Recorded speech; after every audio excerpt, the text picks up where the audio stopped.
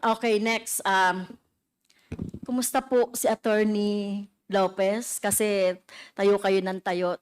Understandable naman kung meron kayong ano dito, Yes, no? scoliosis, At, Your Honor. at sa loob ng 9 na oras, very cool din kayo sa Thank you. pagsagot. Thank you. Okay, so tayo po, ginagawa lang natin yung trabaho natin. So naiintindihan po natin yun, di ba? At hindi yung dahil in-expose lang natin. Kasi meron din kasing statement si Vice President, with due respect, na ginamit itong confidential funds, no? At napag-usapan namin with the speaker. Walang ganon.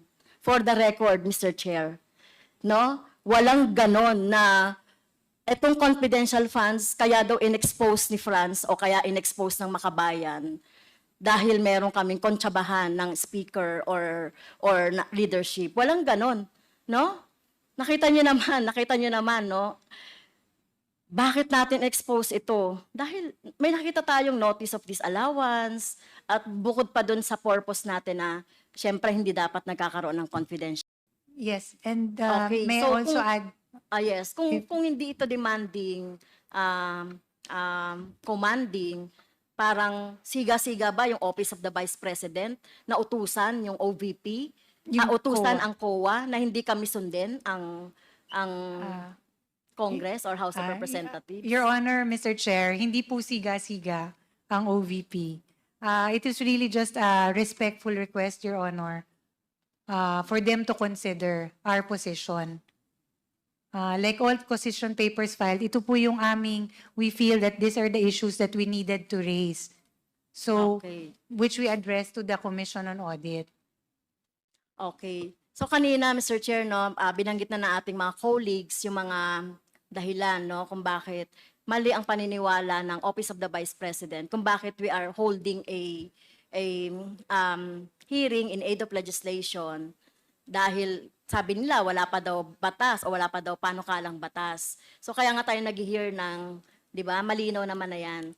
Pero dito sa letter na ito, Mr. Chair, may plano talaga ang Office of the Vice President na mag-interfere doon sa ating conduct ng ating proceedings. Dahil dito, Mr. Chair.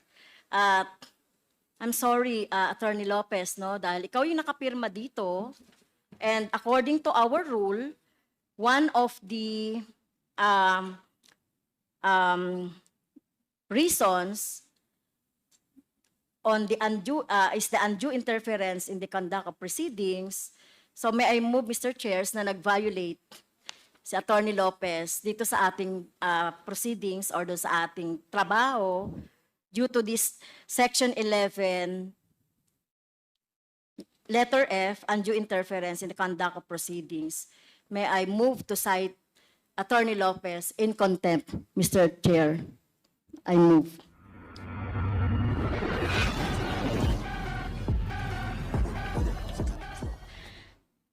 Okay, next. Kumusta po si Attorney Lopez? Kasi tayo kayo ng tayo. Understandable naman kung meron kayong ano dito, Yes, no? scoliosis, At, Your Honor. at sa loob ng 9 na oras, very cool din kayo sa Thank you. pagsagot. Thank you. Okay, so tayo po, ginagawa lang natin yung trabaho natin. So naiintindihan po natin yun, di ba? Attorney. Yes, ma'am, we Okay. understand. Dito sa letter, alam niyo parehas talaga kami ng line of thought ni ni General Acop Representative Acop, yung mga tanong niya, natatanong niya na dito sa letter na to. Except for doon sa binanggit yung pangalan ko. Okay, so ito no, doon sa fourth, at in-emphasize pa, Madam Chair, Mr. Chair, for the sake of exposure. Ang tanong ko lang kay Attorney Lopez, Mr. Chair, napapanood niyo po ba ako or nasusubaybayan niyo po ba yung mga nire-raise ng representasyong ito sa mga budget hearing? Hindi po lahat, pero may mga instances, Yes. Your Honor, Mr. Chair. So nasusubaybayan niyo po ba yung posisyon ng Makabayan Black sa confidential funds? Yes, Your Honor. Ano po yon kung alam niyo? That certain agencies should only be given, should only be allotted confidential funds. Not all agencies. Am No. I right? I'm sorry. Medyo kulang. So, ang position Sorry. po ng makabayan dyan, pati ng kinatawang ito, ay i-abolish talaga ang confidential funds. Dahil, eto na nga, no? This is it. Nakikita na natin kung paano nagagamit, no? O paano siya nami-misuse. Based naman dito sa mga nakikita na natin.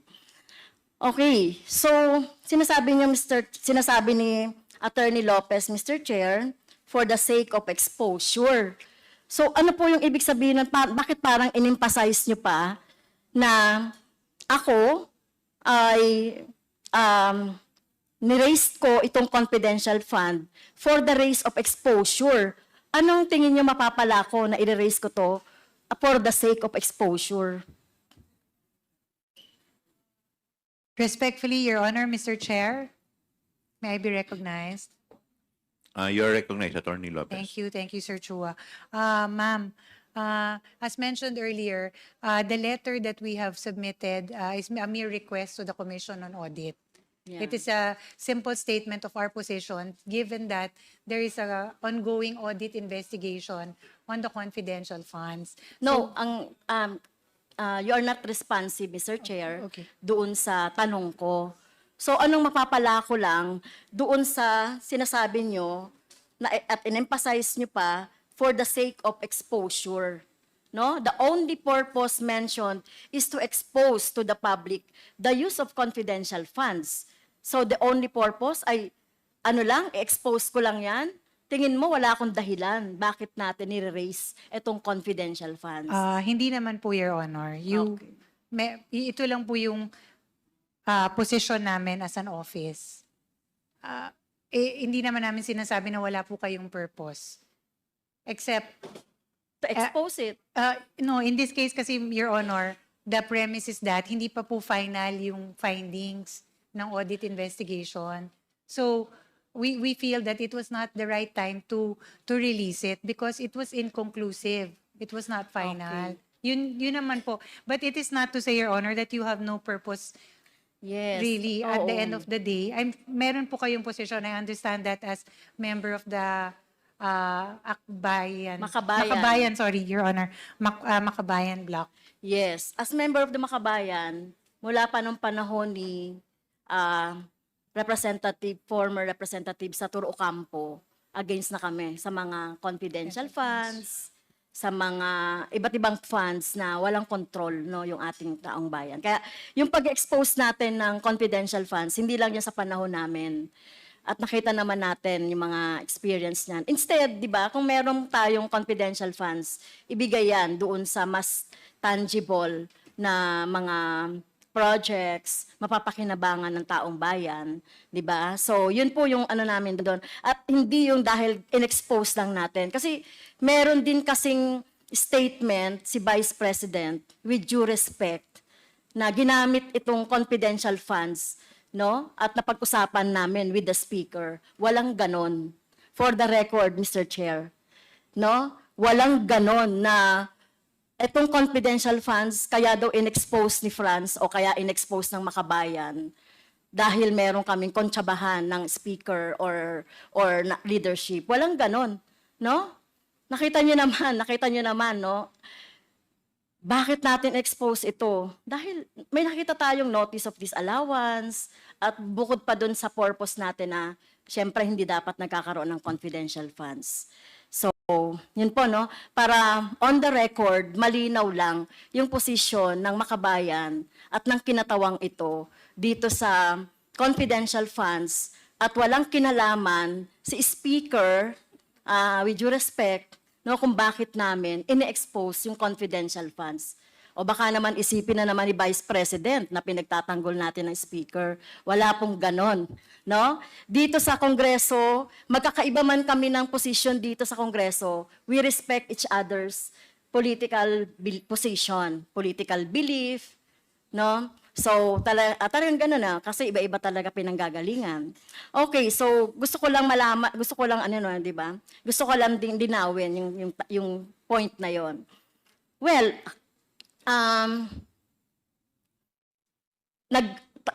ako rin, Mr. Chair, ako rin yung nag-motion for subpoena duces tecum dito sa confidential na 125, kung natatandaan niyo po, no? At ang reason doon ay dahil meron tayong nakuhang ND, Notice of Disallowance. At tama naman, at tingin niyo ba, may karapatan ang mamamayan na malaman nila itong pinagkakagastusan ng confidential funds na sinabi ko naman doon sa when we hear the budget of the COA that time. Your Honor, the agency errs on the side of prudence because according to the JC Memorandum Circular, this is information that is only given to certain agencies. Yun lang naman ang Yes. position namin. We Kaya- just want to be on the prudent side of releasing information. Yes. Kaya nga, in aid of legislation, binuksan natin itong issue ng confidential funds. Wala pa ang VP, wala pa ang OVP, ay issue na natin itong confidential funds. Kaya gusto natin talagang mabago, no? Yung pagtingin dito sa confidential funds.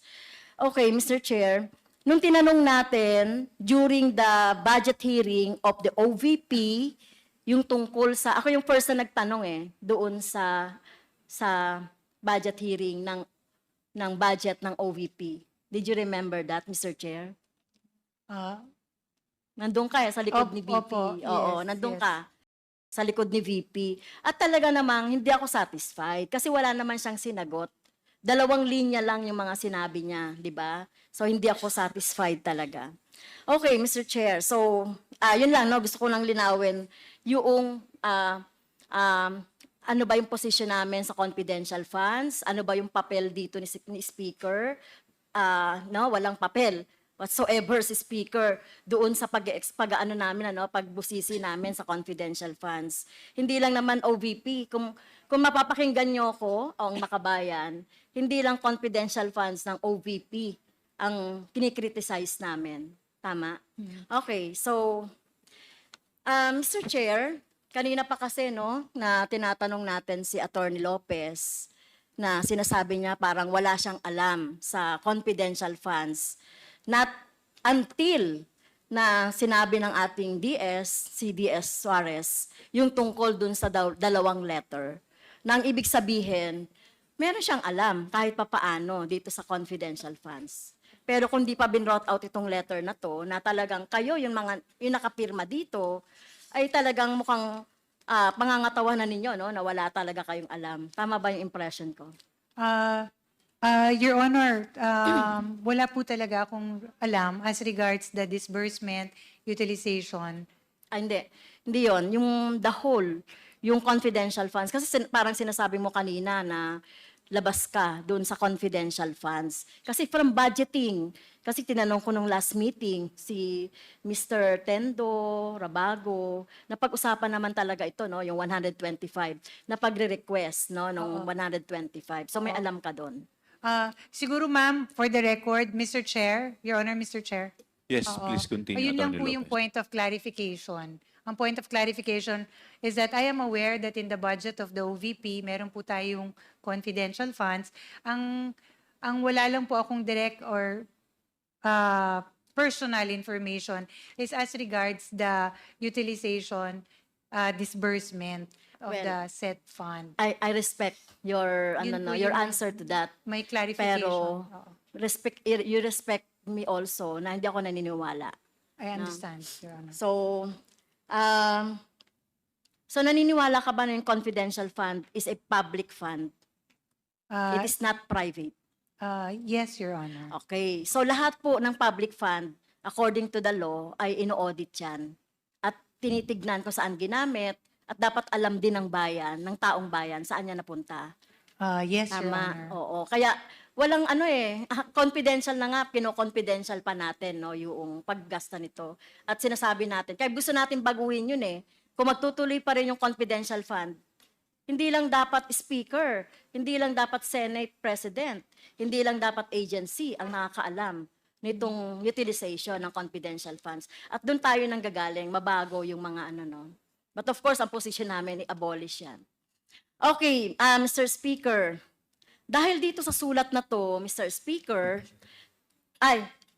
Mr. Chair, sinasabi kasi dito sa sulat na ito na tama ba request lang sa COA na wag pagbigyan yung aming request for the subpoena?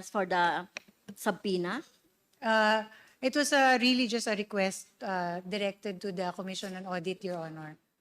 Pero Mr. Chair, on the second paragraph nung kanyang letter, yung letter po ni Attorney Lopez, nakalagay dito, no, we are of the position that the subject subpoena should not be complied with for the following reasons. Ayun, na-explain mo na yon. Ano po bang ibig sabihin ng should not? Are you commanding? Are you demanding the COA na wag sumunod doon sa subpoena do sa STECUM? If, Your Honor, Mr. Chair, Please continue, Attorney yes, Lopez. if you read the entirety of the letter, it is really a respectful request sa Commission on Audit. We are not demanding them or instructing them. It is really a respectful request if you read in the Well, entirety. Yes, oo. Pero pag should kasi parang demanding na yon, commanding na yon para sa akin, no? And Okay? yes, and Okay, may I so also kung- add, Yes, kung hindi ito demanding, commanding, parang siga-siga ba yung Office of the Vice President na utusan yung OVP, Yung utusan COA. ang COA na hindi kami sundin ang Congress or House of Ah, Representatives? Your Honor, Mr. Chair, hindi po siga-siga ang OVP. It is really just a respectful request, Your Honor, for them to consider our position. Like all position papers filed, ito po yung we feel that these are the issues that we needed to raise.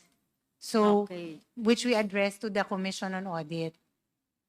Okay. So kanina, Mr. Chair, no, binanggit na ng ating mga colleagues yung mga dahilan, no, kung bakit mali ang paniniwala ng Office of the Vice President, kung bakit we are holding a hearing in aid of legislation dahil sabi nila wala pa daw batas o wala pa daw panukalang batas. So kaya nga tayo nag-hear ng, 'di ba? Malinaw naman na 'yan. Pero dito sa letter na ito, Mr. Chair, may plano talaga ang Office of the Vice President na mag-interfere doon sa ating conduct ng ating proceedings. Dahil dito, Mr. Chair, at I'm sorry, Attorney Lopez, no, dahil ikaw yung nakapirma dito, and according to our rule, one of the reasons on the undue is the undue interference in the conduct of proceedings. So may I move, Mr. Chairs, na nag-violate si Attorney Lopez dito sa ating proceedings or doon sa ating trabaho due to this Section 11, letter F, undue interference in the conduct of proceedings. May I move to cite Attorney Lopez in contempt, Mr. Chair? I move. Your Honor, Mr. Chair, before you make the ruling, Any second? if I may be allowed, Any second to the motion? uh, Duly seconded? Is there any objection? Your Hearing none, the Honor. motion is carried. respectfully, it was not the intention of the Office of the Vice President to, Attorney, you wait for me to acknowledge you. okay, I'm sorry. For that, Apologize, Your Honor. I move for 1 minute suspension.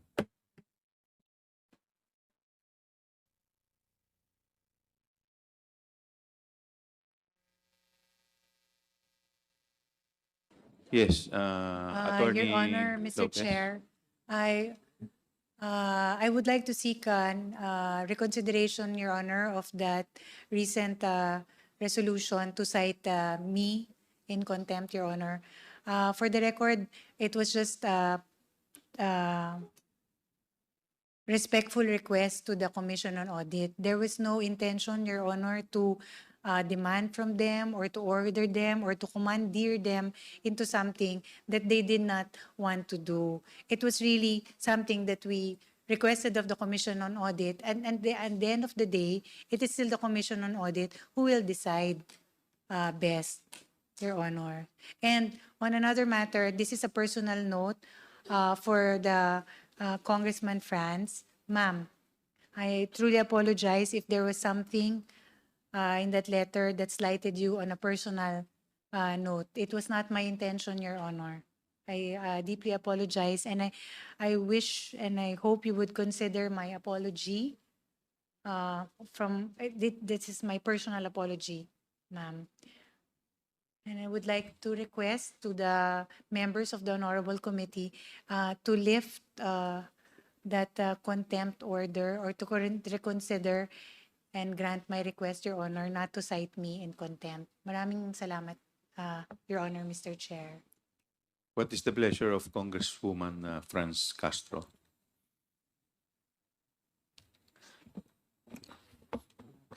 Well, Mr. Chair, on a personal, no, the apology is accepted.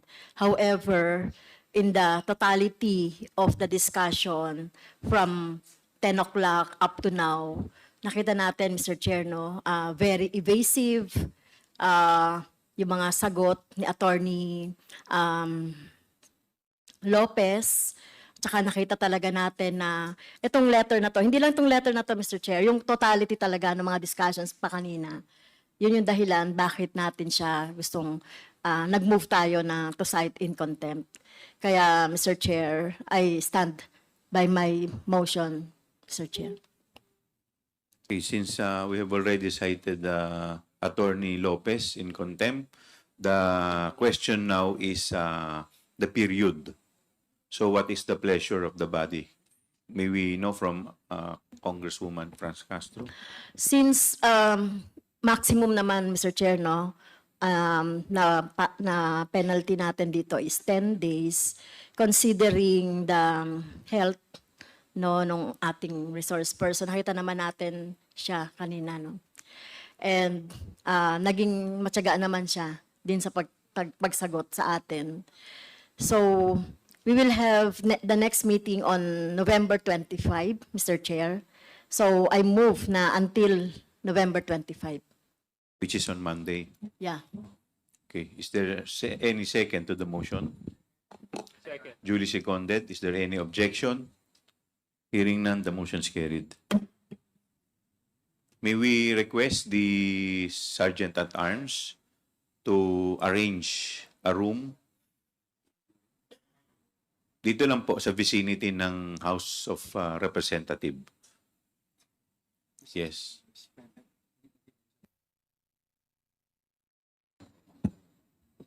So, with that, meron Chairman, yes, the chair would like to recognize Congressman Paduano. Chairman, ganito lang po. Of course, si Attorney Lopez has asked for the lifting of that contempt order by this committee.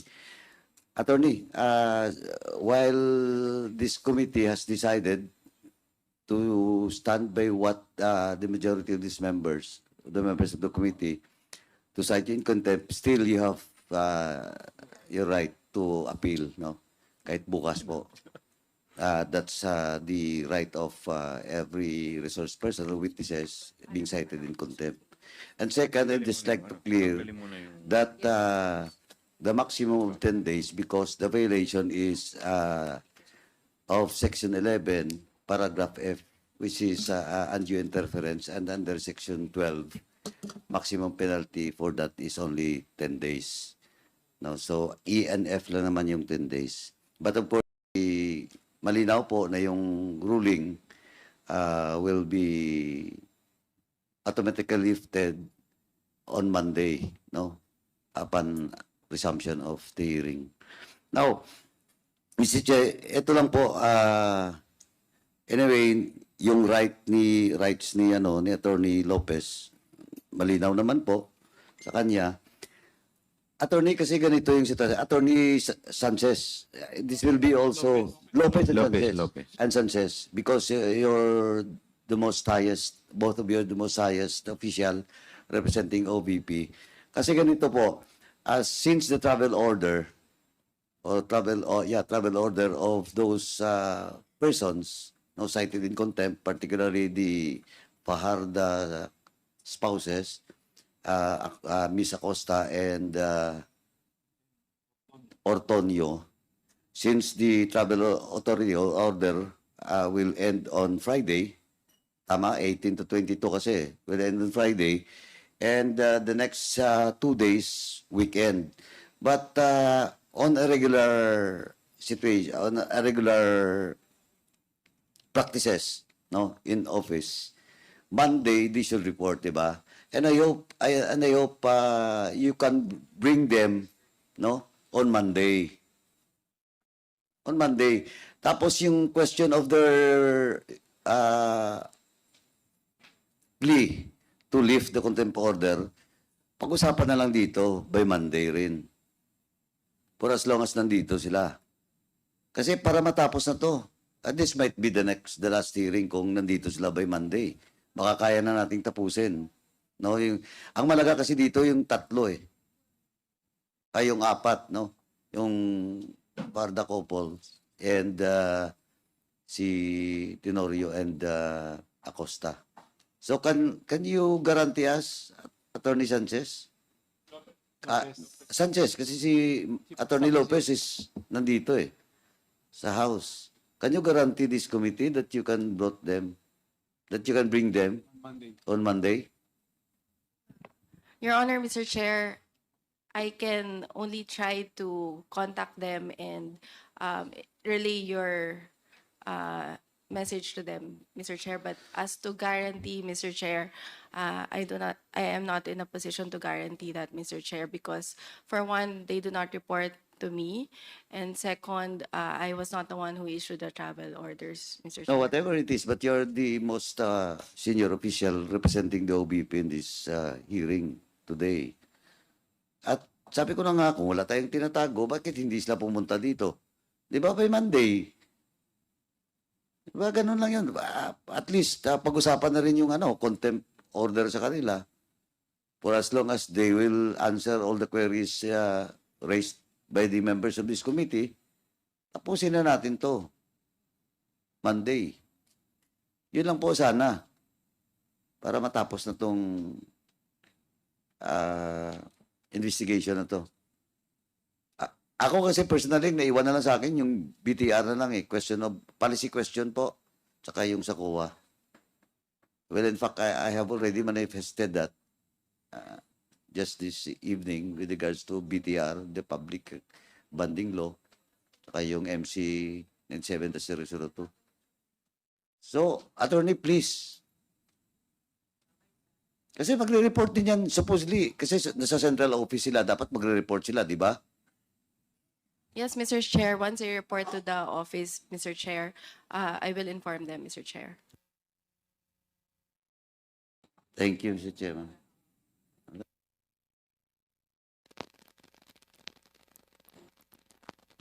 Yes, Congresswoman Luistro.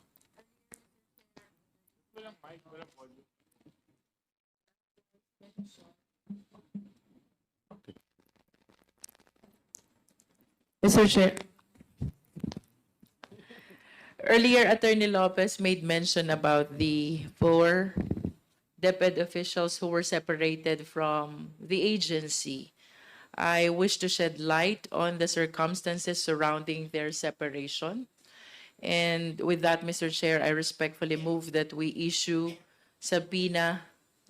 invitation only to Ablan, Arnuco, Attorney Bradit, and if we can include as well, again, Yusek Mercado. So move, Mr. Chair.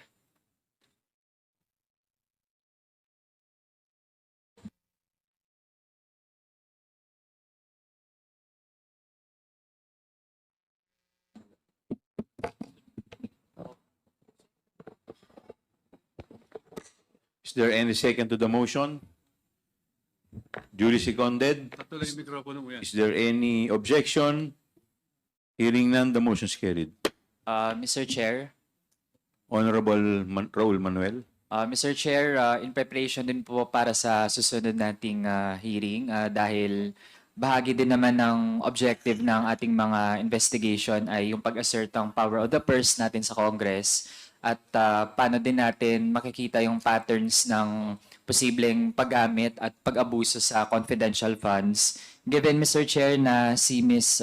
Gina Acosta, bago pa man siya maging bahagi ng OVP, galing din po siyang Davao City LGU kung saan ay nakita din yung trend as cited earlier today by our colleague, Rep. Luistro, yung surge ng confidential funds sa Davao City na yun din yung practice na dinala sa Office of the Vice President. So, Mr. Chair, in line with that, I would like to move that we issue a subpoena duces tecum sa mga documents in connection sa confidential funds sa Davao City from 2016 to 2022, Mr. Chair. So moved.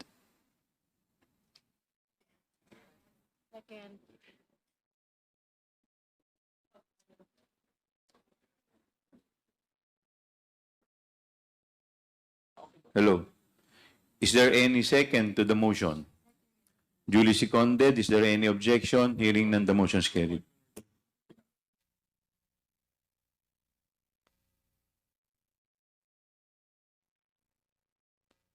Is there any matters? Pati microphone, pagod na po. Are there any other matters that the members would like to discuss before I suspend the... Mr. Chairman, can I ask for a few minutes? Ano lang po, mga 1 or 2 minutes ng suspension?